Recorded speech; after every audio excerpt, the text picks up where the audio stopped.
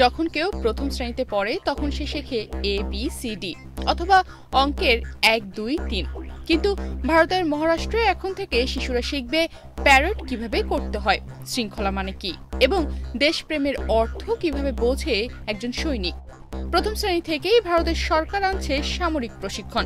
এটা শুধু শরীরচর্চা নয়, এটা এক প্রজন্মকে সৈনিক করে গড়ে তোলার সূচনা।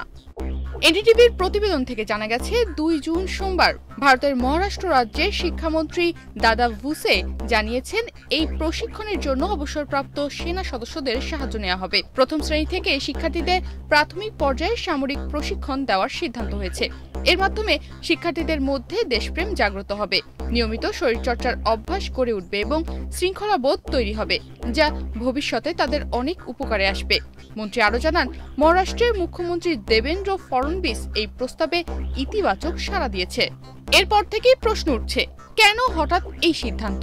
শিশুরা কি ছোট থেকেই সৈনিক হয়ে উঠবে, নাকি এটা এক নতুন ভারত গঠনের দিক?